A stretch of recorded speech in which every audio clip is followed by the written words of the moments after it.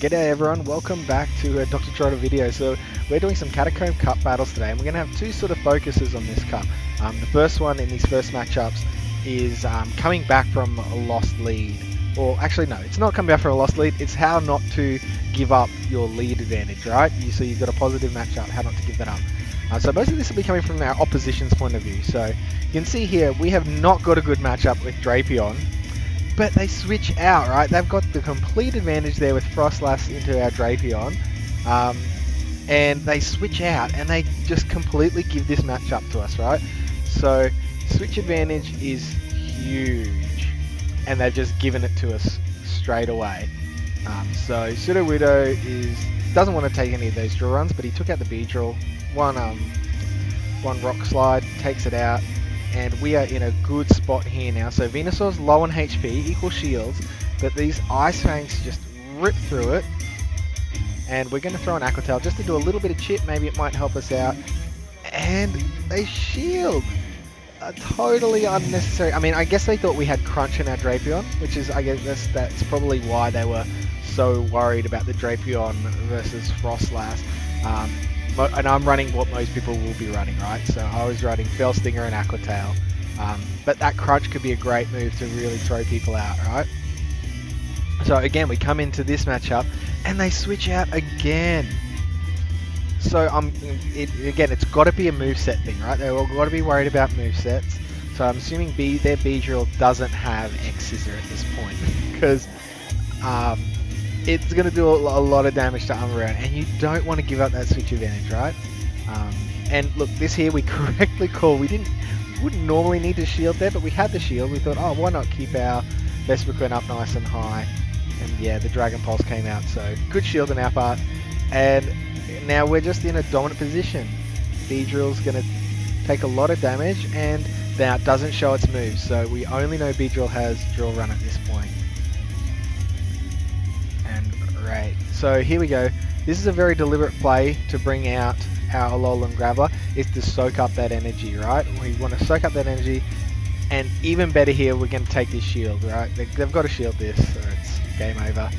So they take it out, they've got no energy, no shields left. Umbreon could have done the job on its own anyway, but why risk, anything? Just make sure when you got the win, you got the win. Now, we finally get the lead here, so this is how we're going to maintain a good lead advantage. So we're going to build up a bit extra energy. We know we can take an Avalanche. We know they can't take a Dark Pulse, right?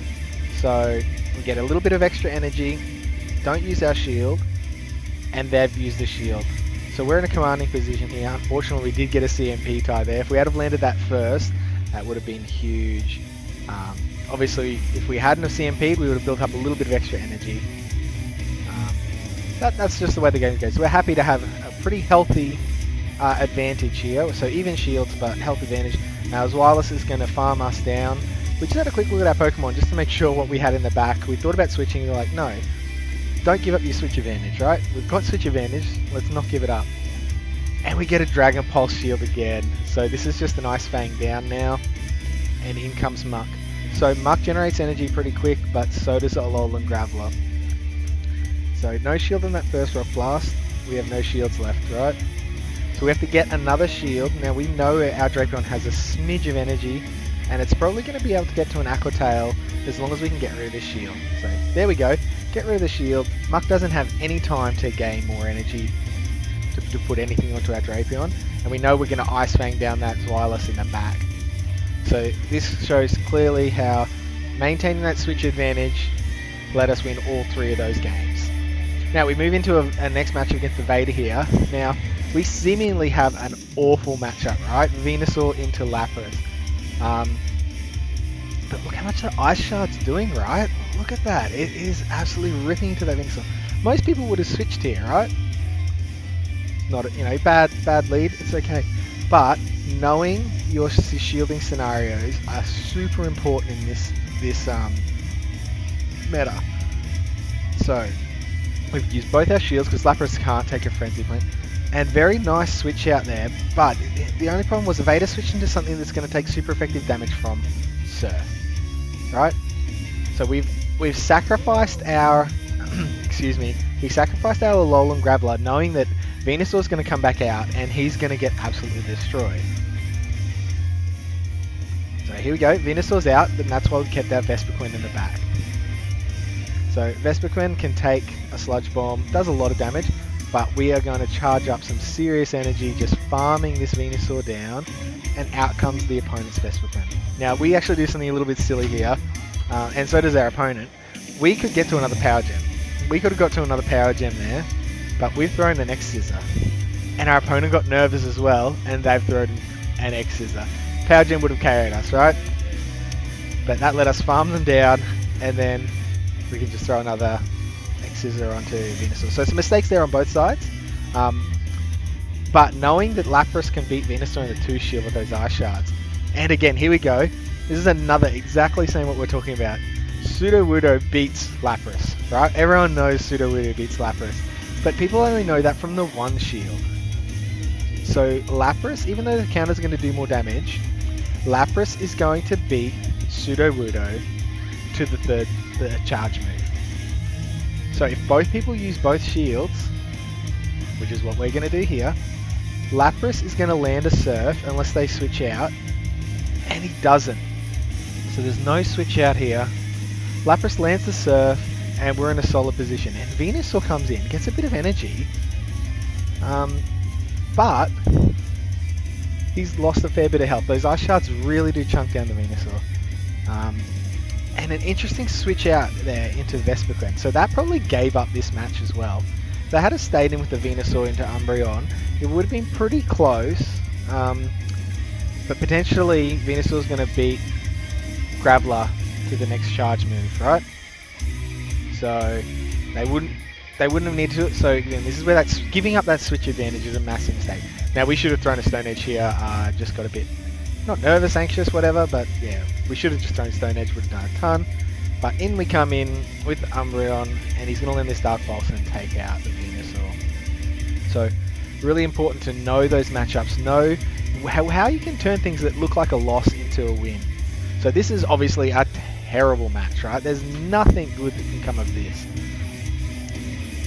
But we're going to flip it a little bit because we're going to get lucky here and we're going to land a Stone Edge. So the reason we led Graveler was we thought he was going to... We've led Lapras twice. We thought he was going to mirror the Lapras matchup. So we wanted to have our Alolan Graveler in the lead. But because he didn't shield that Stone Edge, we were then able to farm down, and he recognized that he didn't want to get farmed down, and he switched out into the Umbreon. Now we have no shields. We have absolutely no shields. So we want to make sure that Umbreon has no energy left, right? So Umbreon with no energy left, Vespiquen comes out, going to tank a foul play here. And we're going to build up as much energy as possible and just feed it to the next charge move, throwing an X-Scissor. So we get one shield, that's nice. Now they're ready. They've got the energy ready to throw another foul play, right? So we want to get that next X-Scissor off. Really push them. I was hoping they'd use this shield, to be honest. But they throw the last resort, just a slightly higher damage move, because they're not going to get another one off. And this is pretty much the key here. Landing this Power Gem, and it's a Water Gun Lapras. So Water Gun Lapras is not going to threaten unless it's got Ice Beam, and it's going to take forever to get to its Ice Beams, right? So we are comfortable just trying to farm down. That was the only way we were going to win, was to farm down with the Venusaur, and then because they got the shield, we need to get to 2 Frenzy Plants to KO. But they switched in and gave us a bit of an advantage there, and we're able to come out with the win. So that's a wrap up from today's video, everyone. So the key takeaway points from today were: make sure you do everything possible to maintain your switch advantage. Close loss may be better than a really bad loss by giving up that switch advantage.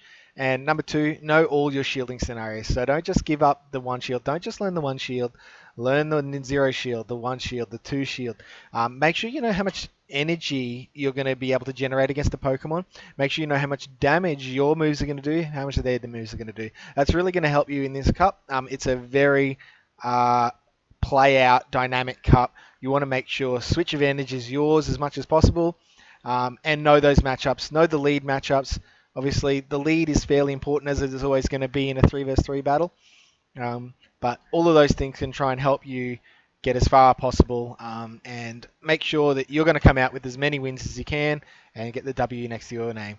All right, thanks guys. I'll catch us around next time. Bye for now.